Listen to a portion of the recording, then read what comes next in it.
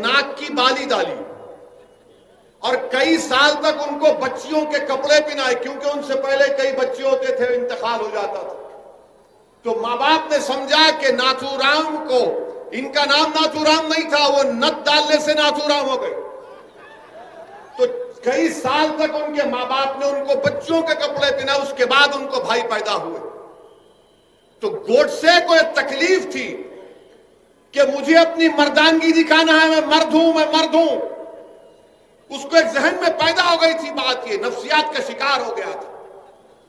اس لیے گوڈسے نے اپنی مردانگی کو دکھانے کے لیے زہر آلودہ مانے ہیٹ فل آئیڈیالوجی کو اپنایا اور گاندھی کے سینے میں 3 گولیاں داغ دی۔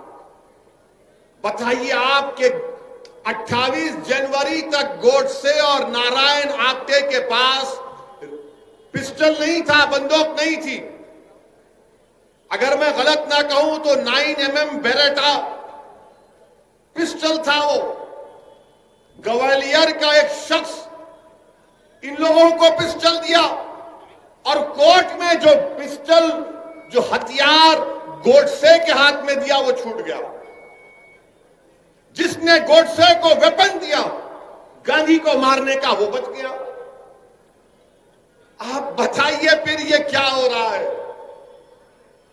گوڈسے نے اور نارائن آپٹے کو سزا ہوئی، ان کو پھانسی ہوئی، مگر آج بھی آپ سے کہہ رہا ہوں کہ جن لوگوں نے گوڈسے کو ہتھیار دیا، 1 مرتبہ نہیں 5 مرتبہ باپو پر جان لینے کا حملہ ان سب نے مل کر کیا تھا۔ 1 مرتبہ نہیں 5 مرتبہ، اور 5ہی مرتبہ ان کو کامیابی ملی۔ ممبئی کا ایک پولیس کا عہدیدار تھا، نام یاد نہیں آ رہا، اس وقت موراجی دیسائی وہاں کے ہوم منسٹر تھے، اس نے جا کر کہا کہ گوڈسے ملوث ہے، ساورکر کا انوالومنٹ ہے۔ تو موراجی بھائی نے کہا کیا کہہ رہے ہو، یہ پوری آگ لگ جائے، خاموش ہو جاؤ۔ کپور کمیشن میں پورا کھل کر آ گیا کہ کون کون سے لوگ تھے۔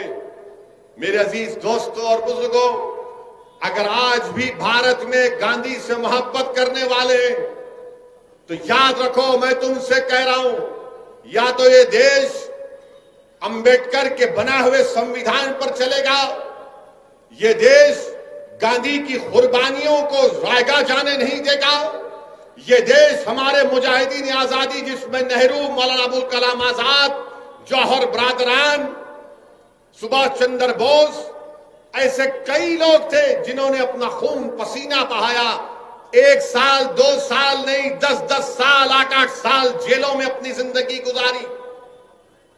ان لوگوں کی قربانی کو اگر آپ رائگاں دینا چاہتے ہیں اور اس ملک کو گوڈسے کے راستے پر لے کر جانا چاہتے ہیں تو یقیناً یہ ہم تمام کے لیے شرمندگی کی بات ہوگی کہ گوڈسے نفرت کا پیغام دیتا تھا۔ گوڈسے نفرت کی بنیاد پر گاندھی کو مارا۔ گوڈسے اس ملک کو ہندو راشٹر بنانا چاہتا تھا۔